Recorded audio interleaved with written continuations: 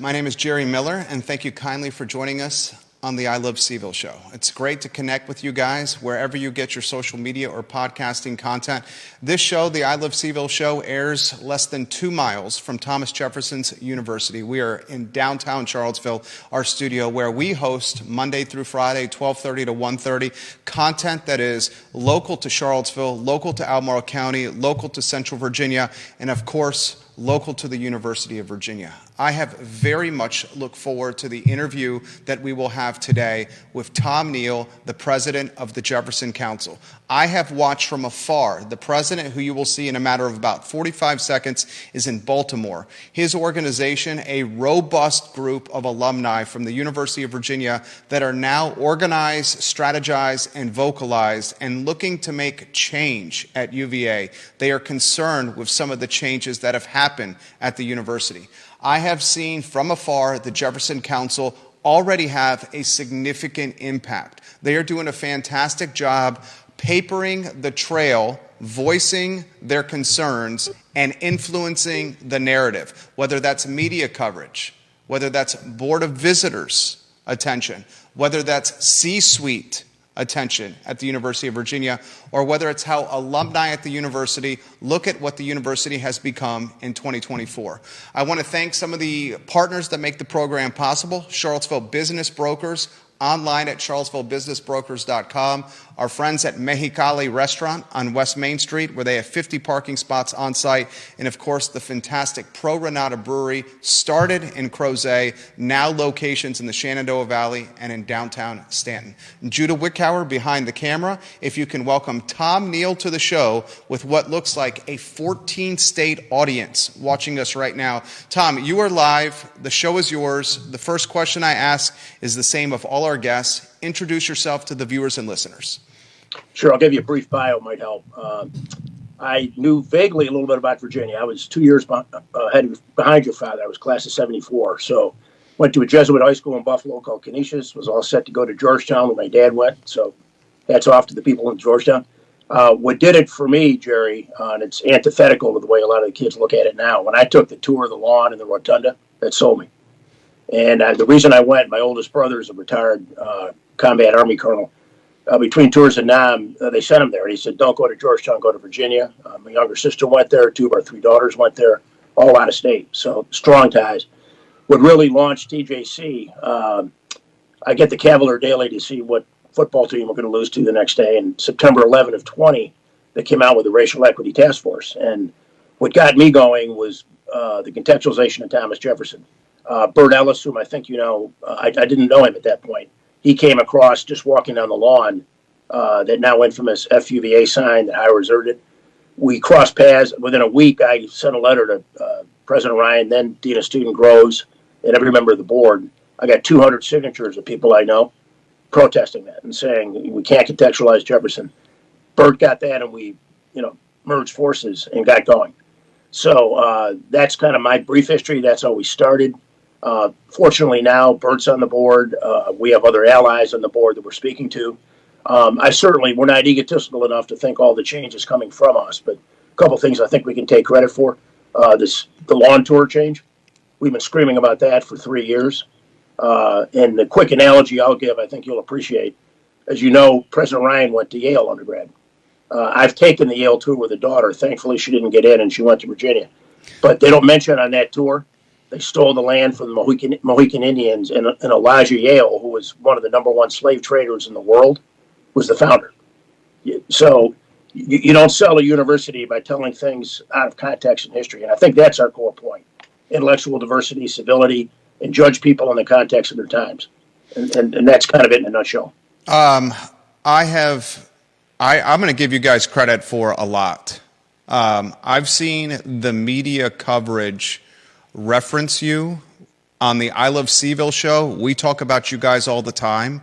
Frankly, as the owner of an advertising agency, we own a few businesses. I've been incredibly impressed with what you have done from a social media content, where you're taking clips from Board of Visitors meetings and chopping them down or editing them into digestible timestamps or time frames for people to see what's going on.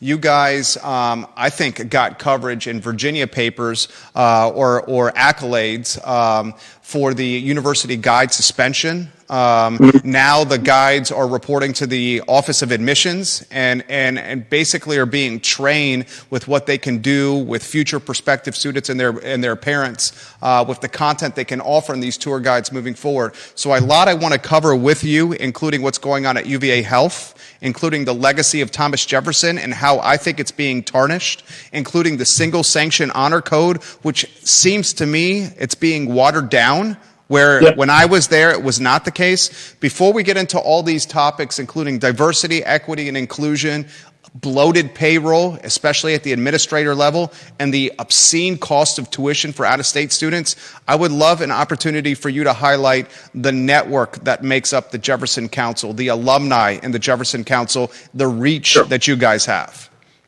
Yeah, I'd say roughly 90 to 95% of our members, and we have 3,000 members, about 800 active donors, are UVA alumni. The rest are parents, students, and some faculty. As you would imagine, Jerry, the faculty have to keep a low profile for obvious reasons. But we have very active student liaison committee. We have very active off-the-record, names withheld, connections with a number of professors. So a lot of the information we get, it's not apocryphal, it's direct. What's happening in the classrooms. And I wouldn't say there's been a sea change, but I think we've had an effect in highlighting a lot of the god-awful things that have happened. You know about the Morgan Bettinger story. We really helped counsel her, arrange for her, didn't do it directly because we shouldn't and we can't, arrange for her to speak to a lawyer, and she settled out of court. We've been very supportive of Matan Goldstein and the Jewish parents. I reached out to them directly.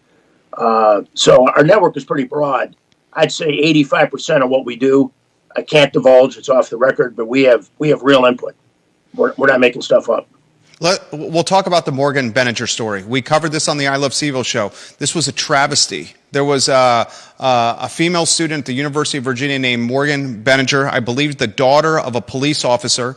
She's on Water Street in downtown Charlottesville in her vehicle. On Water Street at the time, while she's in her car, there was a Black Women Matter protest that was going on. It was being led by Ziana Bryant of Charlottesville. Ziana Bryant is a name that the Central Virginia community knows well. She was one of the leaders or the driving forces behind the removal of the Lee statue in what is now Market Street Park, formerly Lee Park in downtown Charlottesville, which is literally a block and a half away from where I am sitting right now. And Morgan Bettinger, the white female UVA student in her car, the rumor mill had her make a comment about the protesters that were in front of her. I'll paraphrase it. The rumor mill had her saying to a man that was in a Charlottesville truck that was blocking or offering protection for the protesters, that if your truck was not here, these protesters would be potentially speed bumps.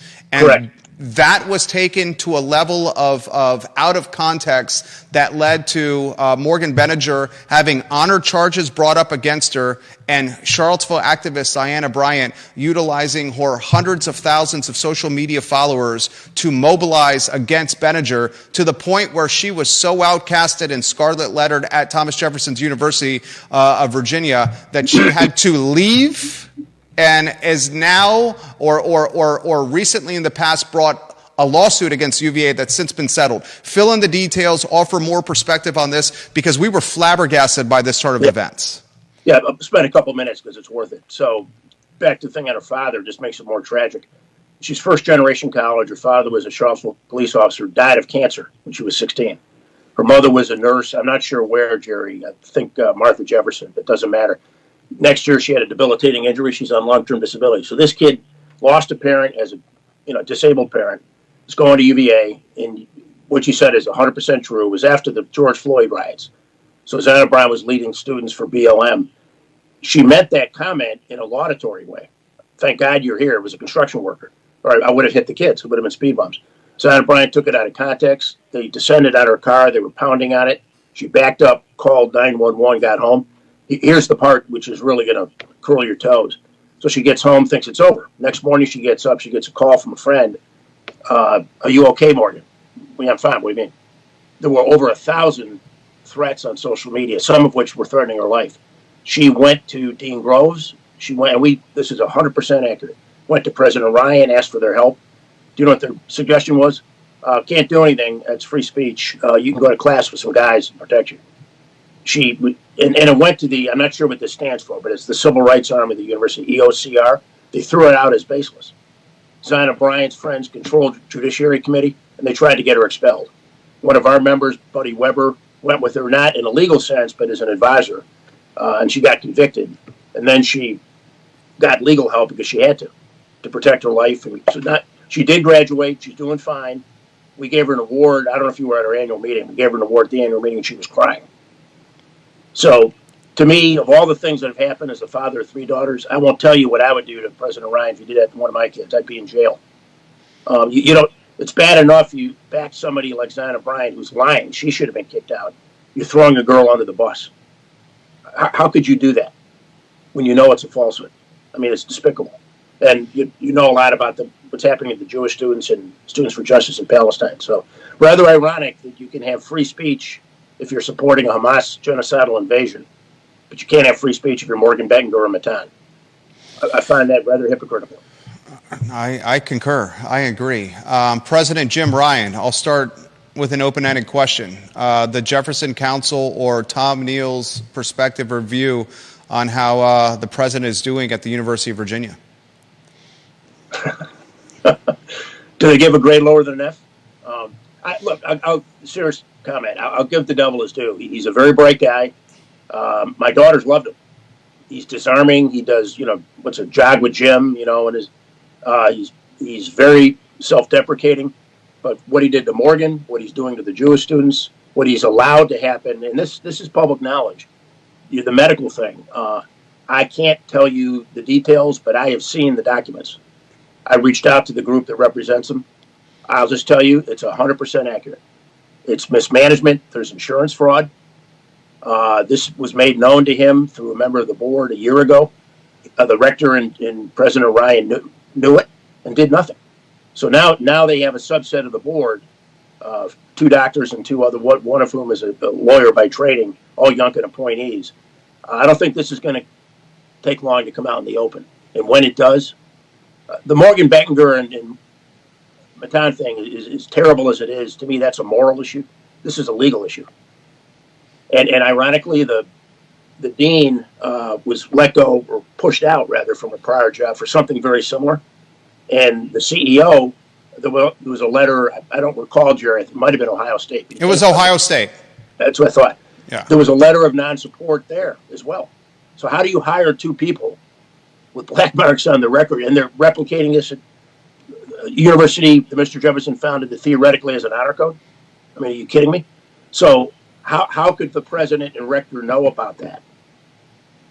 Even if it's self-preservation, not the right thing to do, and not take that in the open. So that's not something, we had nothing to do with that. That's just a comment that it's. I would offer that Claudine Gay looks like Joan of Arc compared to what's going on at UVA, because we should be held to a higher standard than Harvard. We're founded by Jefferson with an honor code, and it's not being adhered to. We've been covering the University Physicians Group and the 128 anonymous doctors who have now authored 3 letters of no confidence. I've read them.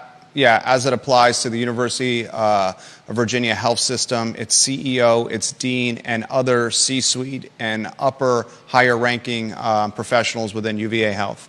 A couple of days after we first started covering the story, and I have not said this yet on the show, I arrived to the studio after dropping our son off at school, and outside the studio was a box, a gift bag, and in this gift box was a bottle of whiskey and a card that said, "Thank you, UPG 128." And then I have gotten more intel on the 128. And I am not going to say who it is, but they have indicated to us some of the names that are a part of the 128. And we're talking heavy hitters in the community that have the clout and community standing that is institutional and has community equity that the CEO and the dean of the school certainly do not have because they're new to the community. So these are folks that are reputable and established stakeholders in Albemarle, Charlottesville, and in Central Virginia. I'm going to get out of your way on this. President Ryan wrote a letter immediately after the first one that I thought was terrible PR, that basically marginalized the efforts of the 128 and chalked their efforts up as being basically disgruntled teenagers that did not get invited to the high school prom. Right. Totally agree. One, condescending, two, blatantly inaccurate. How can you dismiss 128 faculty who only kept their names anonymous for fear of retribution? And this is all public information. It's now over 200. I know off the record that more have signed it. You don't have that kind of this isn't disgruntled people who think the air conditioning doesn't work. You know, these are people whose careers are in jeopardy when they speak up. They see something wrong in a management or a billing issue, and they just want to talk about it, and they're told to shut up. I was in business 40 years, Jerry, and if one of my managers, when I ran a division in a large bank, did that, I'd fire him on the spot. You know, intellectual diversity means allowing discord and trying to solve problems. It doesn't mean telling people to shut up, especially when what they're saying is valid. So this is a scandal of the first degree, and I don't think it's going to percolate long. And then, you know, I won't go into it because everybody knows what the situation is. Nobody knows what's in that sealed indictment of, Jones, who killed the 3 players. I don't think President Ryan and the university would have swept that under a rug if it were laudatory of what he's done. So that's going to come out in February. How do you survive those body blows? It's not up to us to tell the board what to do or Governor Youngkin, but man, we need somebody who's open, honest, and is a true leader. And I just think there's too many strikes on his record. But that's just me. I appreciate your straightforwardness. Interestingly, his presidency started in the most approachable and humanized fashion. He helped lead the University of Virginia through the pandemic and COVID. Jim Ryan, the president, did a fantastic job in the pandemic while perched against his desk in the president's office, his sleeves rolled up, on his button-down Oxford around his elbows, his tie at half-mast, and offering the type of commentary that was localized and humanized and personalized for student body and their parents. He was very relatable. The jogging around grounds and encouraging students to meet with him and to jog grounds with him in the morning, and how he created volunteer committees with stakeholders in the Charlottesville and Albemarle County community to help UVA understand where the position of the university was in the community. It was so very impressive. Then over the last 24 months, we've seen the murder, the mass killing of 3 football players on grounds, an investigative report that was not released to the community. It raised eyebrows for all of us. We saw the pro-Palestine protest on grounds finish with the state police militarized and pepper spraying students.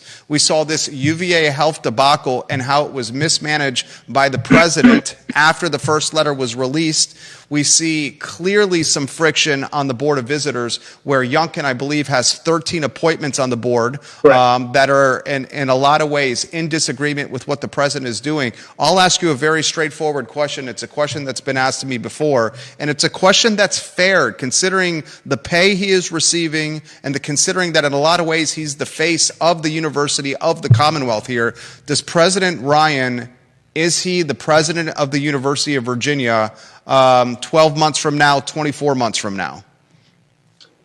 I'm not dodging the question. Honestly, I don't know. You need. I don't know what the majority vote is, but your comments on him, give him praise where he should. You're right. He did a heck of a job there. He relates to the students, but the actions of the last 2 years prove to me diversity is a one-way street. Diversity of opinion is a one-way street, and one very specific thing, and I could be wrong on this because we didn't tape it, but did you see the live conference, Jerry, of after the shooting when Chief Longo? Okay, somebody asked Tim Longo, who My brother knows very well. He's a good man. He's a good man. Did you know about this? And I'm pretty sure I'm right in this.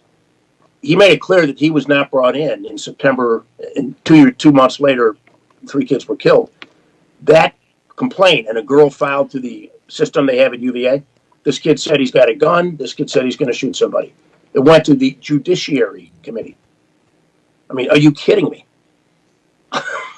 You should have had, if not University, Charlottesville police, and the next day, 2 months went by. So, that's criminal. So I suspect, I don't know, I suspect that's what's going to come out, validation of that. So, yes, I mean, that, everything else, there's a leadership vacuum.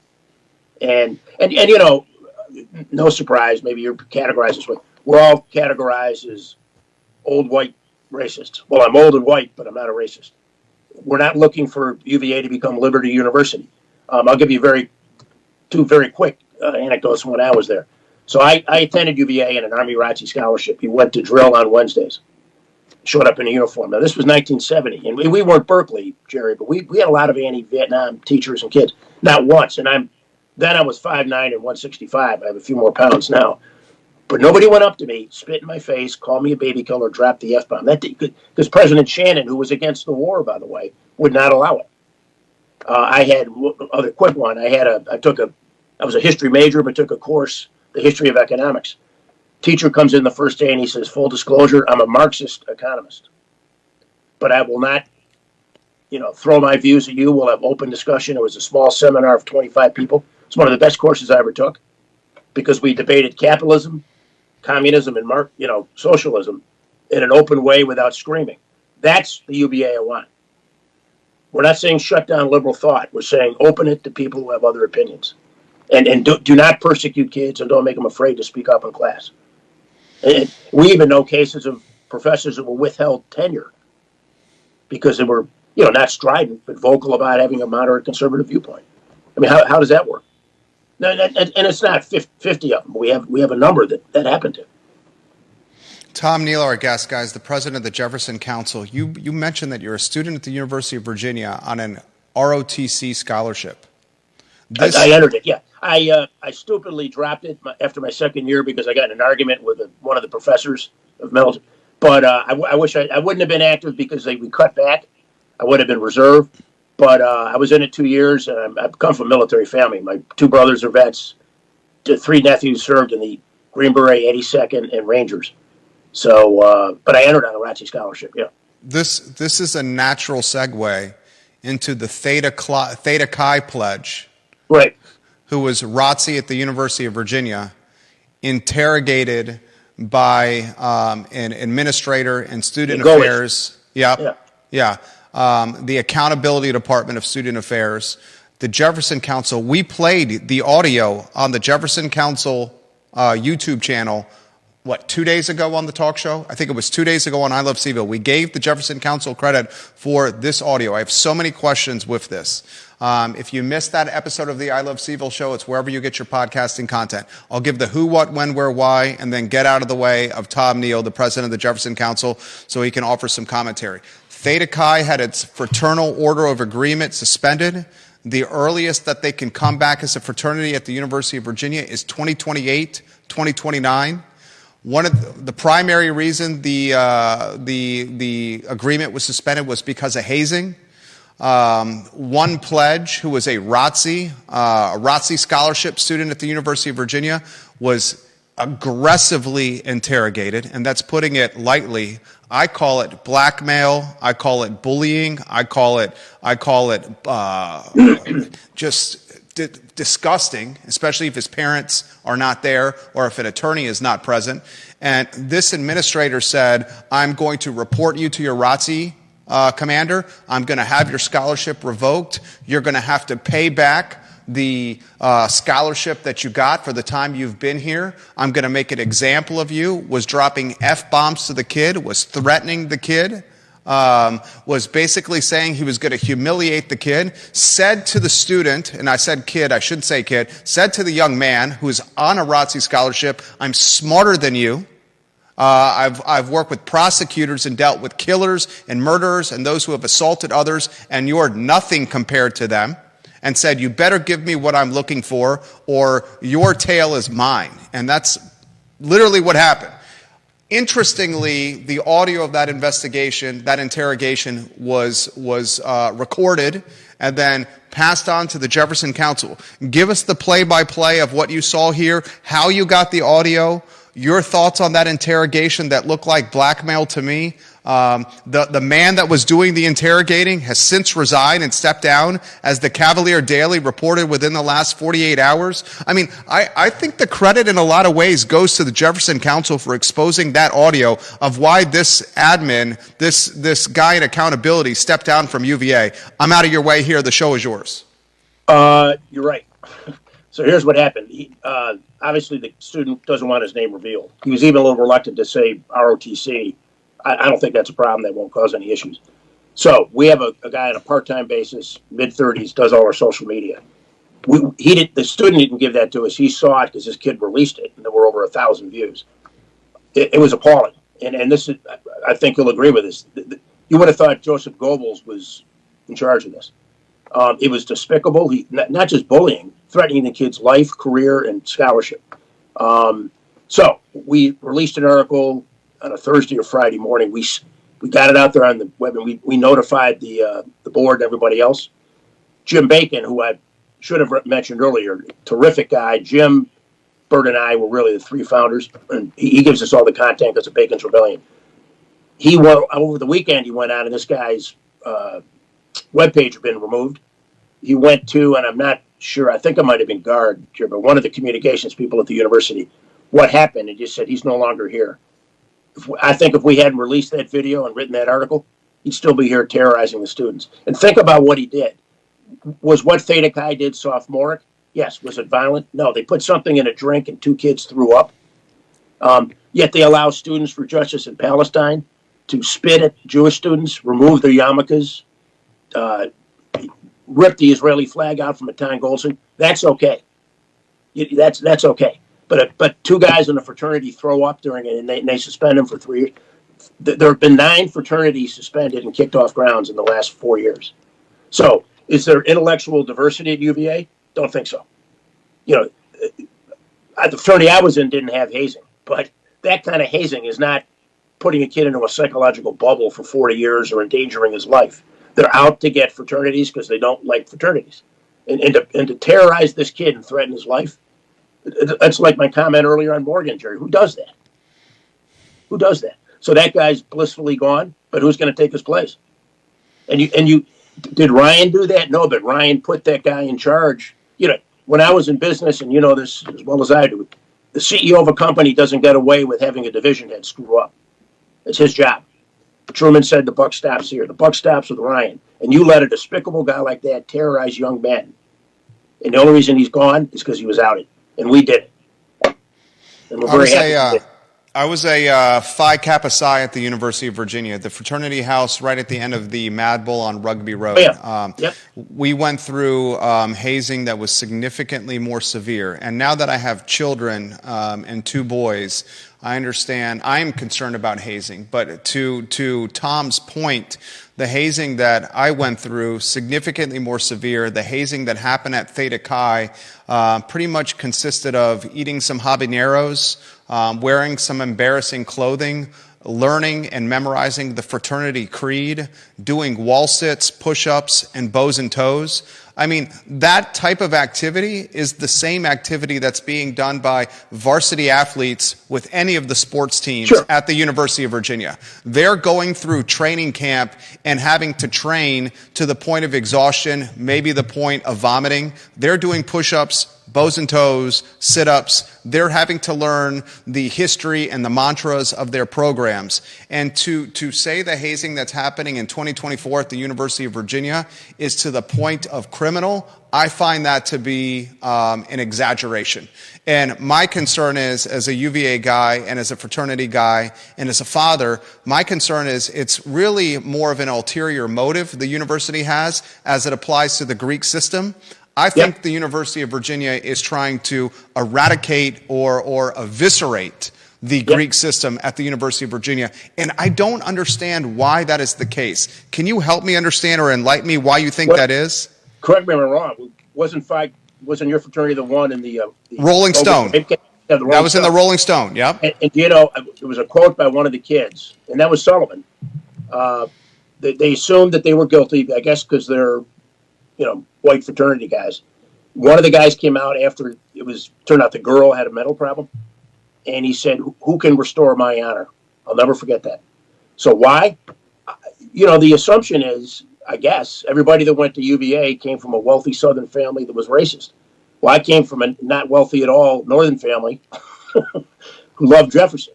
So there's the irony, Jerry, there's a knee-jerk, pejorative stereotype of everybody that went to Virginia, which not only is wrong, it's inaccurate.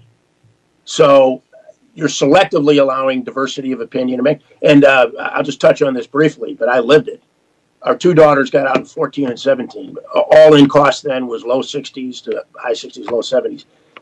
Third and fourth year in the college, what they call cost of attendance, room, board, apartments, or fees, $84,000. We're more expensive than Harvard. So, but you only get aid up to $100K. Under 50, I think it's free.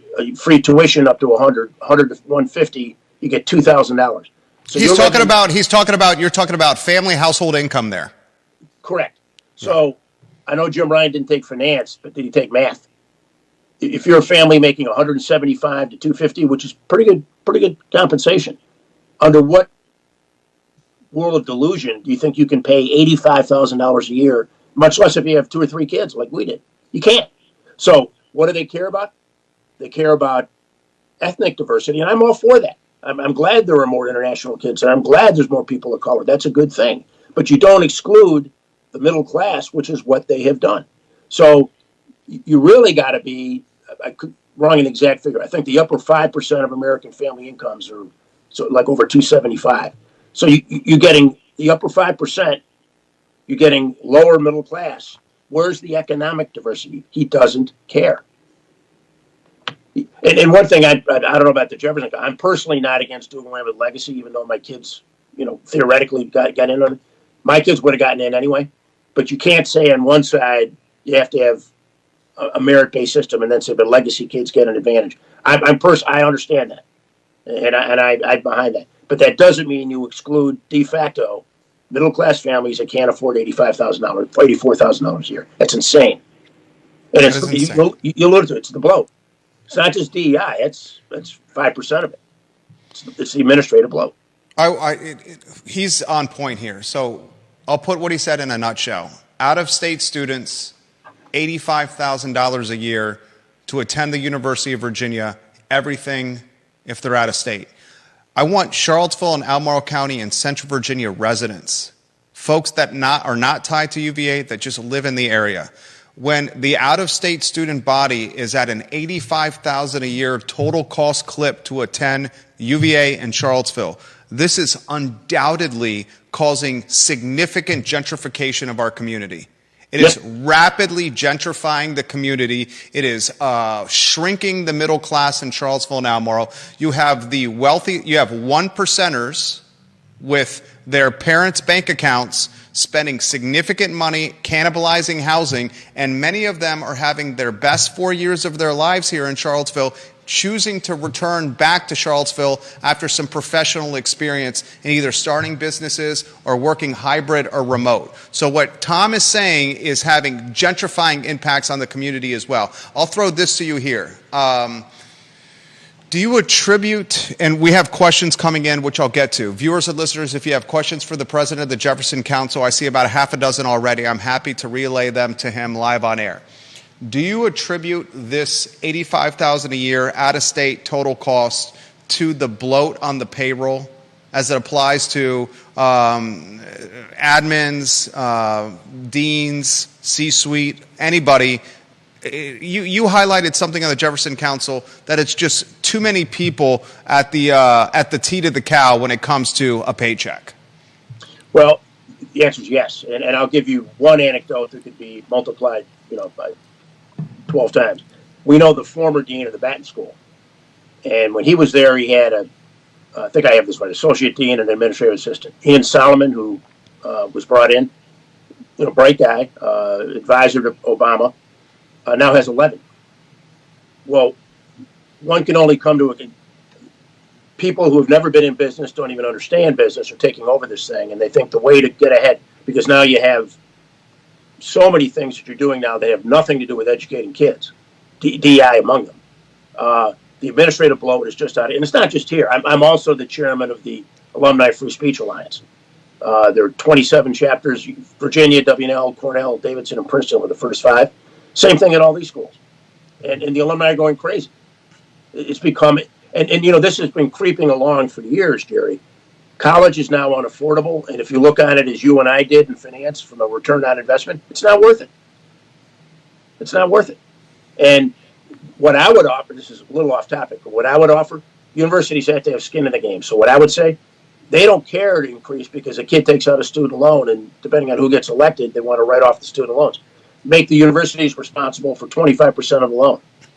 You think they'd start cutting expenses? It's insane. They don't care.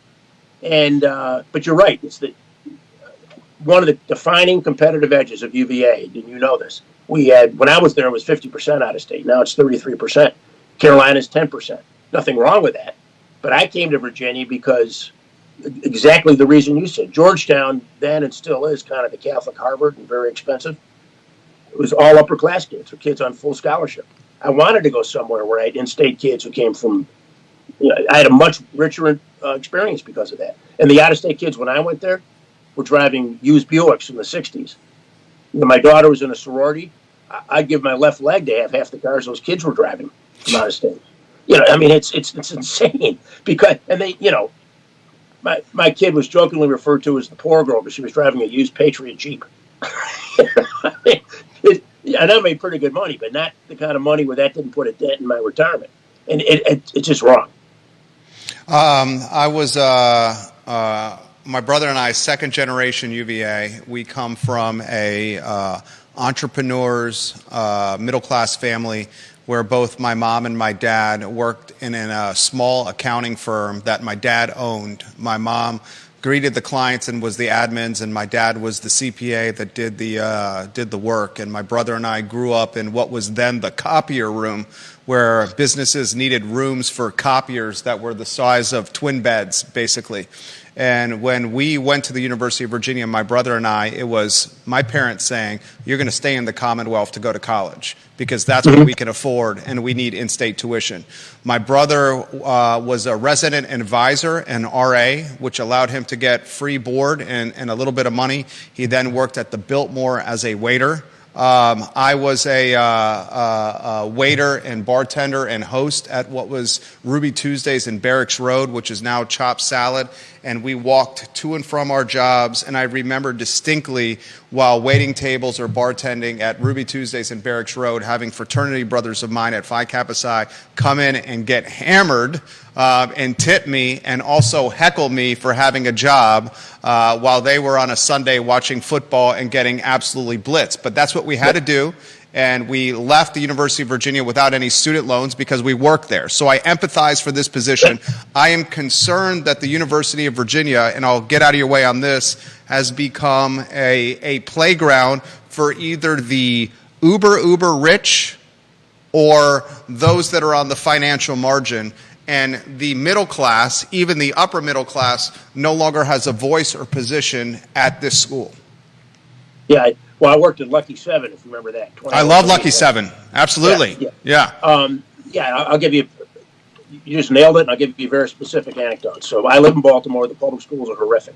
So people already take out mortgages to put their kids in private Catholic or non-Catholic schools. You know who's getting our students now? Georgia, Carolina, and Florida. I did, if you haven't seen it, I'll send it to you after the show. I did an analysis last September. I think her name was J.J. Harris, had this presentation to the board. And she's saying how cheap UVA is, but cheaper than any other state college. You know what she was comparing? In-state Virginia tuition to out-of-state.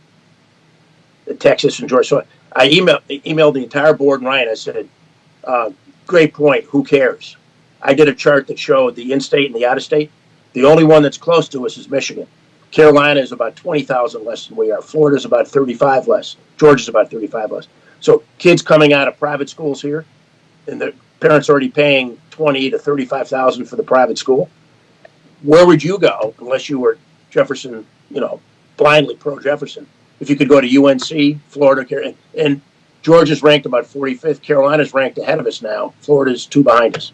So we're losing competitive, middle-class, out-of-state kids. And I'm not sure the academic term for this, Jerry, but, the percent of kids who attend who are accepted, we've charted that. It's going like this.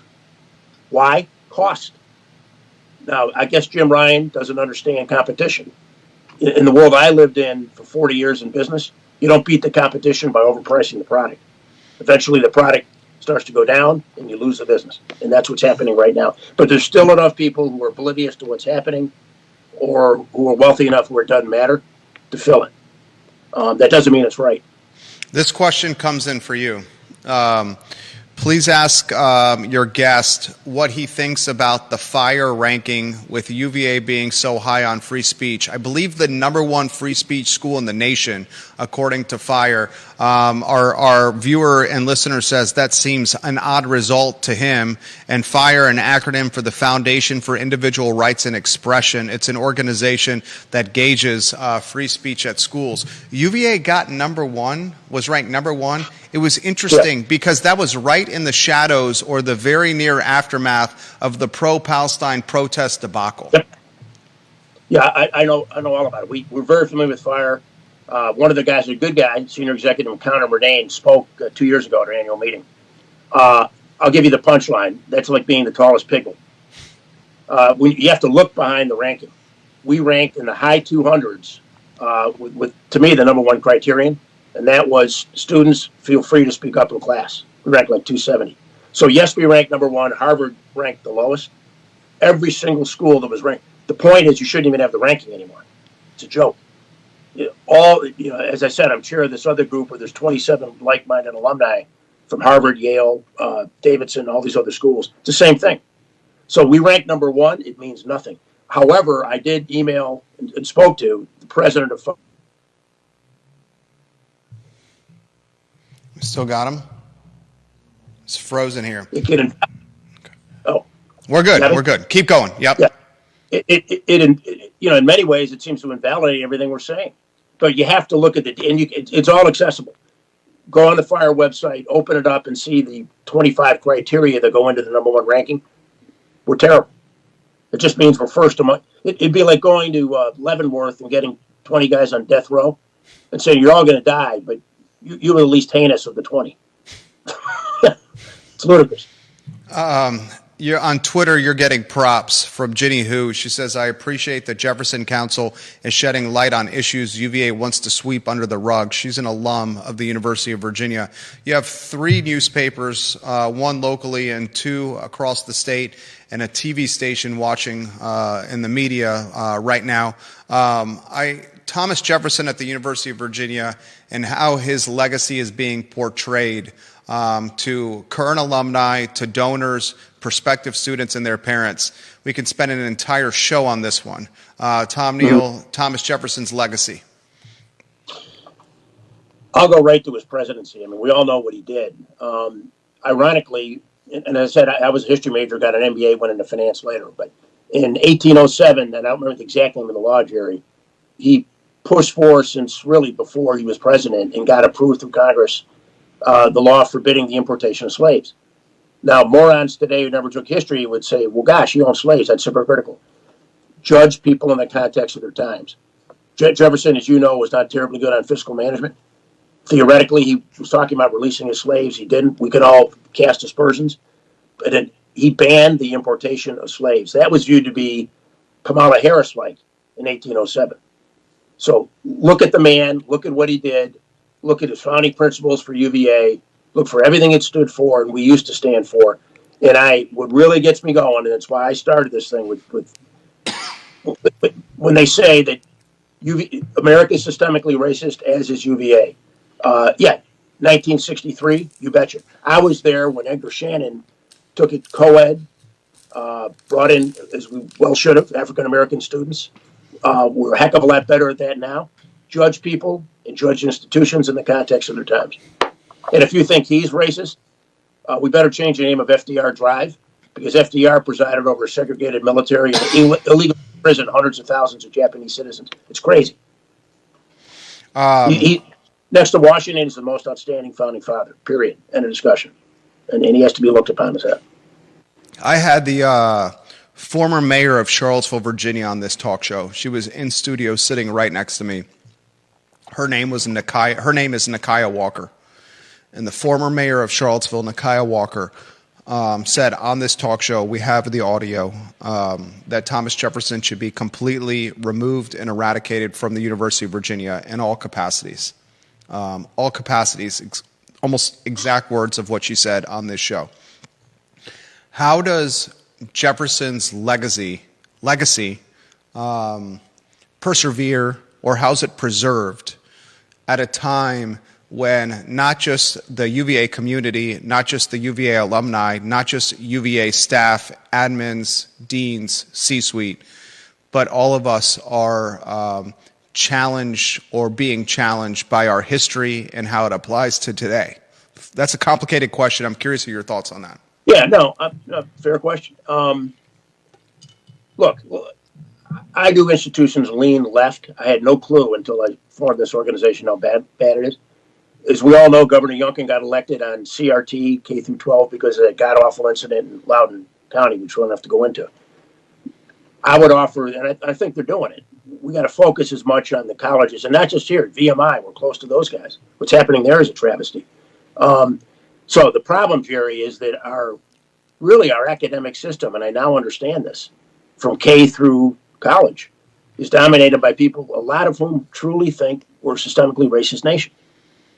You know, it's nothing's changed in their minds, and it's ludicrous. So, you know, we've had 70 years of affirmative action.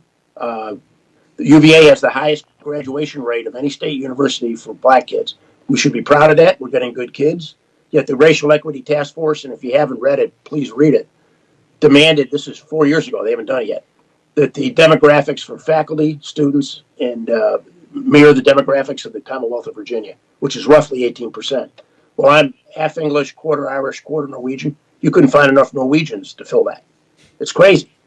It's not written anywhere that a white, black, brown, or red person has a right to go to UVA. You ought to go there on merit, and if you're treated badly because of your skin color, any kid that did that, kick them out.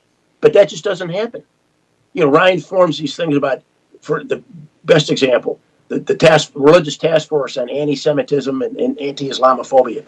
And I don't remember the guy's name. I think it was Ubawaki. Quit. And then we got a video of him we've shown on the social media. He thinks that Christianity was and is a systemically racist religion. I mean, that's the guy you put in charge of a religious diversity task force. So, you know, it's insane. So the only way you change it is you change leadership. And then below that, you change, in the world you and I lived in, you change division heads. Here you change deans. That's not my call, but I can tell you if I were on the board, that's what I'd be looking for. Can you put in perspective students, Jewish students at the University of Virginia, and the level of concern or safety or fear they are feeling right now? We hear from a number of students at the University of Virginia, and they said that it is a fragile environment for them. Yeah, for those, if you don't mind, editorial quickly, it's well documented. Our website is www.jeffersoncouncil.org. I'd encourage everybody who's listening to this, go under topic in intellectual diversity and look at Matan Goldstein. I reached out to them. A lot of the parents didn't know who we were. I reached out to them really after October 7th. And that statement that SJP came out with it had, I think, 70 faculty signatories. This is before Netanyahu lifted a finger. And they were praising the invasion of colonialist Israel. They're not afraid, they're paranoid. And we have not had Columbia yet where kids are getting beat up, but we have had, Matan's a prime example. When SJP had this is the best answer, SJP had their thing on the rotunda. Matan showed up, didn't say anything, just showed up with an Israeli flag very quietly. They tried to rip the flag out of his hands. They ripped his yarmulke off. They spit on him. As I said, now he's undertaking a lawsuit. On February 14th, and this is all documented, I think it was four, maybe five of the parents and their kids had a meeting with Ryan Provost Balcom and the Dean of Students and the Dean of Student Affairs. They laid it all out. I've seen the document, all factual. Balcom went up to a couple of them, embraced them, said, "I'm a father. This is terrible. We'll take care of it." Nothing happened. They went back. Something's got to happen. Nothing happened. They swept it under a rug. So here you have proven virulent anti-Semitism, not theoretical. With that, and nothing has been done. So what other conclusion can you come to? And to not only not do that, but to praise the invasion is justified because Israel has been a colonializer.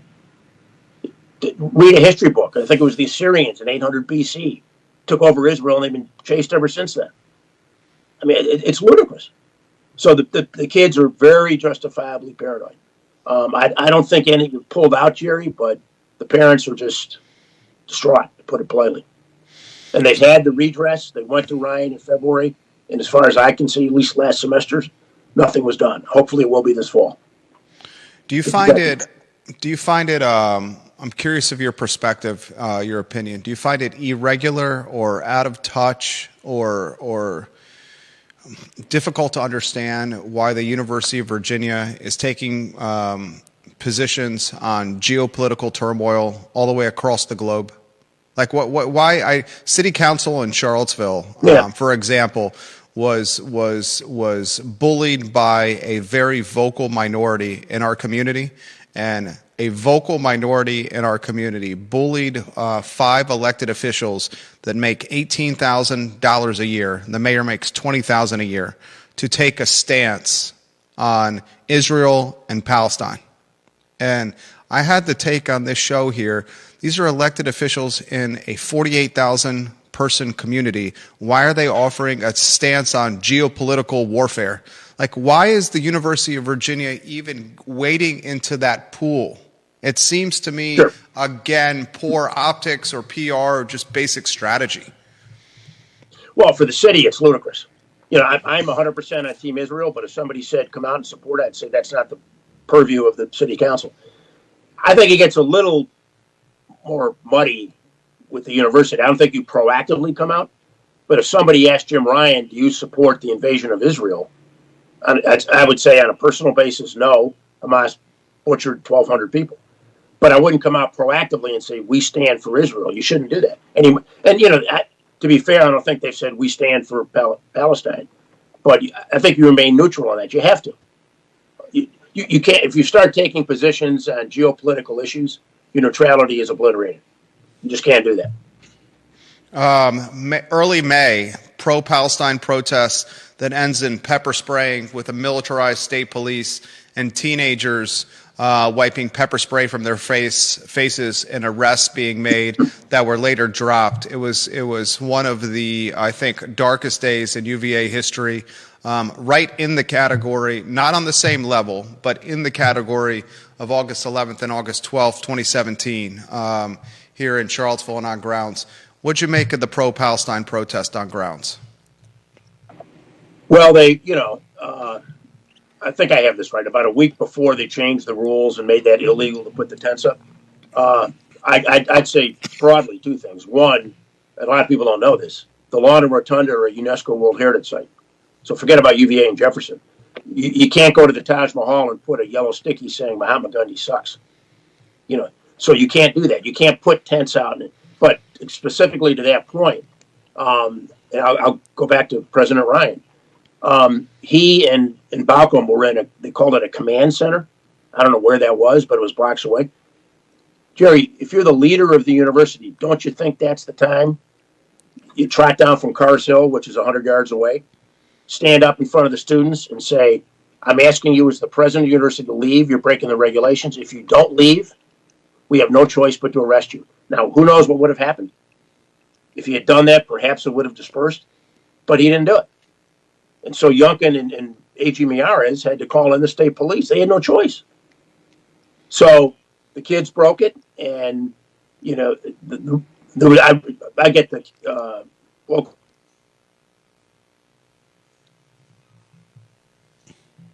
Still there, Tom? Oh, yeah. Can you hear me? I got you. Keep going. We got you. Yeah. Yeah. That one student came out and was, saying I was persecuted and I'm having trauma. Well, actions have consequences. You knew you were breaking the regulations. You were told not to do it. So I think the whole SJP thing is not just at UVA. They have 300 chapters across the U.S.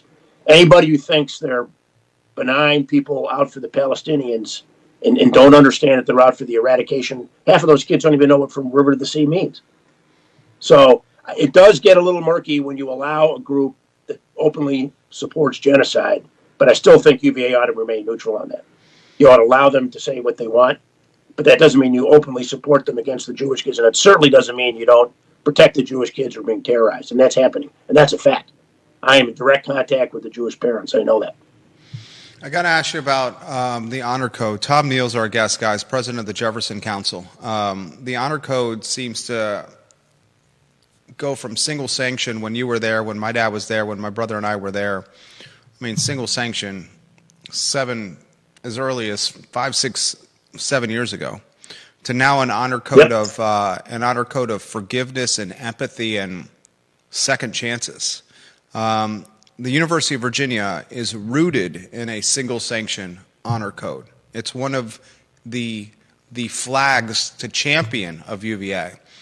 Now that is no longer the case. What's going on with the honor code? Well, I can tell you, to the Neale family, it's a big deal. Our oldest daughter was on the honor committee at University of Richmond. Our middle daughter was on the honor committee at UVA, and the youngest one was president of the honor committee at her high school. Ironically, she didn't make the cut at UVA, and I suspect when she was asked about the single sanction, she said, I'm all for it. It's better to have what we have now than have nothing. But if you lie, cheat, or steal, and you're allowed to go away for a year, or you're lying or cheating or stealing is not deemed to be significant, then you don't have an honor code. When I was there, I was on Lefevre dorm. I had a very good friend across the hall. We were pals. I caught him cheating. We had a take-home exam. We both signed it. It was a math exam. And I said, how are you done? Have you decided? Yes, I have. And I said, I think I got this question wrong. Can you tell me? And I did, and I got a 93 on the exam. He a little bit of an arrogant guy, and he goes, well, let me go through the rest of it. He got to another question. And I said, well, actually, you got that wrong. And I could see the look on his face. If you got 100, you were exempt from the final. You get the grades back, you got 100. So I went to an honor advisor, and he said, Tom, you can turn him in, but you won't get prosecuted. And this was a very good friend. But that's how much I believed in the honor code. When I confronted him, I said, I'm not going to turn you in, but I know you cheated. He burst into tears. So he cheated. If you don't want the honor code, you don't want to live in a community of honor, don't go to UVA. If you don't want to serve in the military and you don't want to have an honor code, don't go to a military academy. Plenty of places you can go. Don't go to a university with a tradition like the honor code and then screw it up.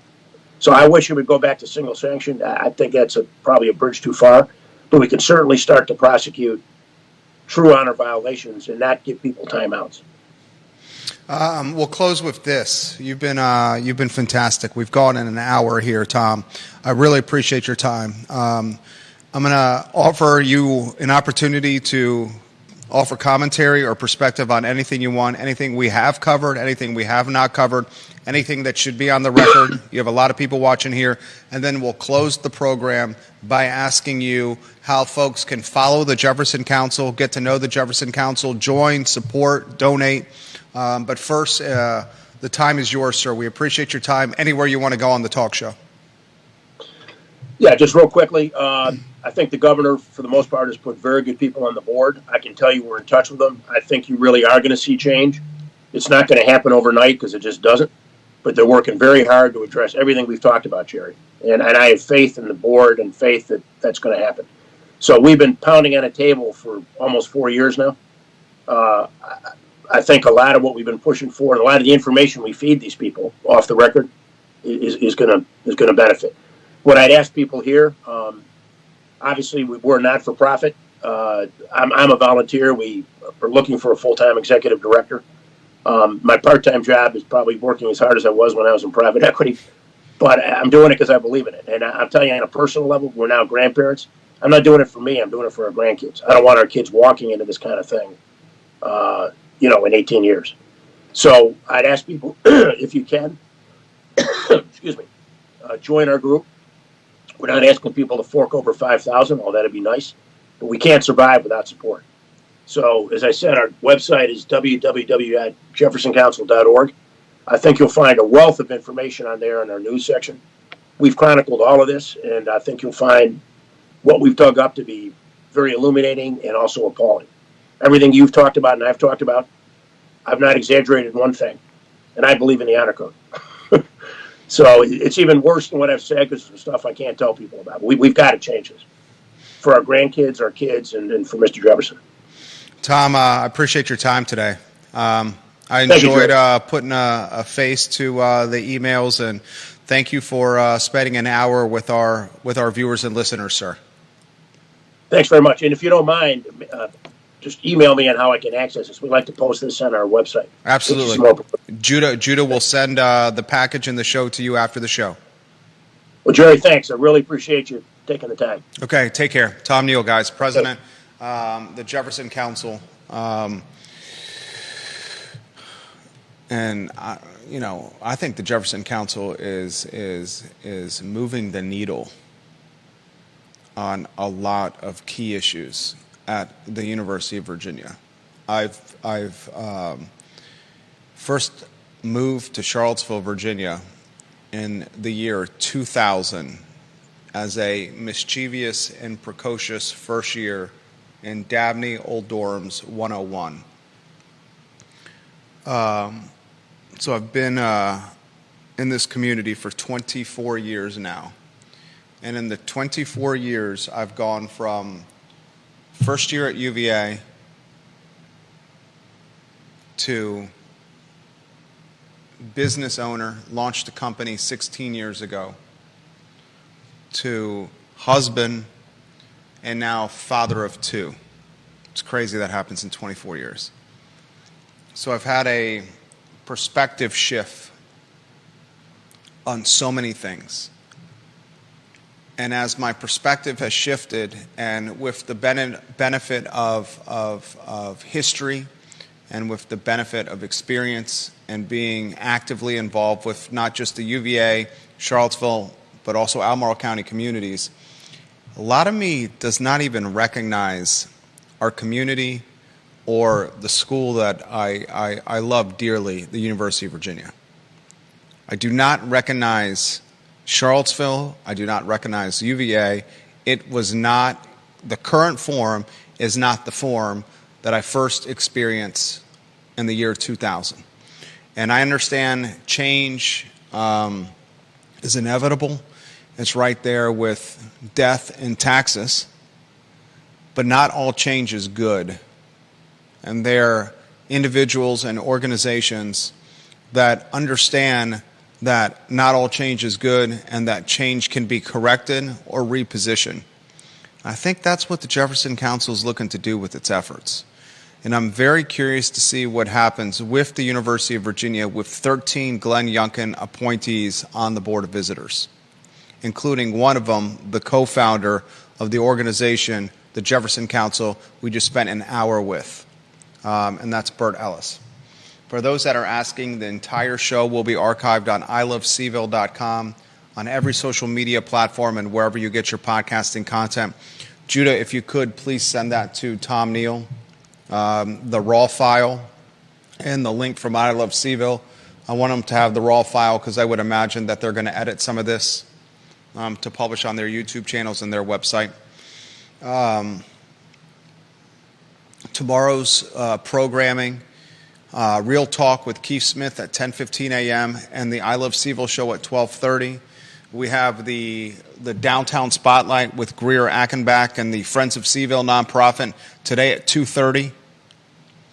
Remember, next week the network is off because we're on vacation. The team is on vacation. And regularly scheduled programming returns the following Monday, which is the 14th of October. This is the I Love CVille Show. We are less than 2 miles from Thomas Jefferson's University, our studio, right here in downtown Charlottesville. For Judah Wickhauer, my name is Jerry Miller.